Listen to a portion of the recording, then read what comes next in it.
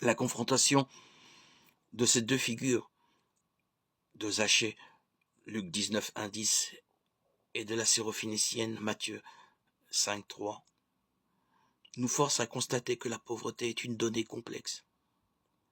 L'expression employée par Matthieu l'exprime à merveille. Heureux ceux qui ont un cœur de pauvre. Alors que Luc, le seul qui fasse état avec Matthieu du discours sur la montagne, ne s'embarrasse pas d'une telle nuance. Il est écrit « Heureux vous qui êtes pauvres » Luc 6, 20. Pour être honnête, il faut dire que Luc, tout au long de son évangile, insiste beaucoup sur la pauvreté matérielle. Il a pour les pauvres de cet ordre une dilection particulière.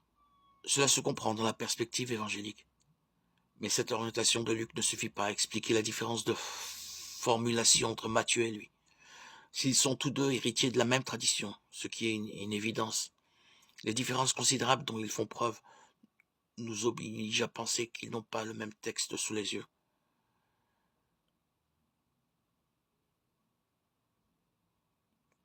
Il apparaît que le texte concernant le discours dont se sert Luc est antérieur à celui de Matthieu. C'est pour une raison bien simple. Le récit de Luc est beaucoup plus court que celui de Matthieu. Or, à mesure que le temps passe, les récits vont toujours en amplifiant progressivement, s'ajoutant aux textes flash primitifs des témoignages ultérieurs, des réflexions, des analyses, des commentaires qui l'allongent sensiblement. De plus, le récit de Matthieu est mieux construit, plus synthétique.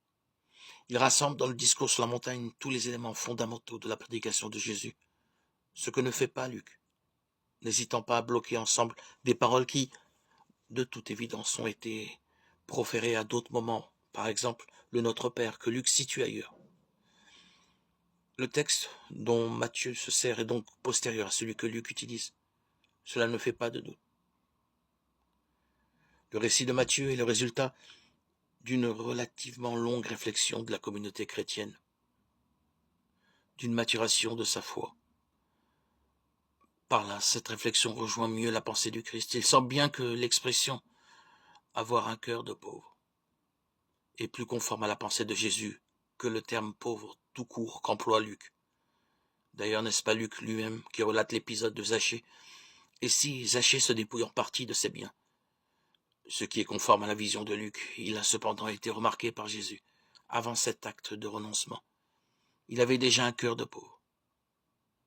Bien que Luc n'ait pas tiré les conséquences de ce fait dans sa formulation du discours à cause du texte dont il se sert, il se trouve d'accord avec Matthieu pour situer la pauvreté à un autre plan que celui de la seule pauvreté matérielle, en particulier dans l'épisode de Zachée, mais aussi dans la parabole du pharisien et du publicain, Luc 18, 9, 14.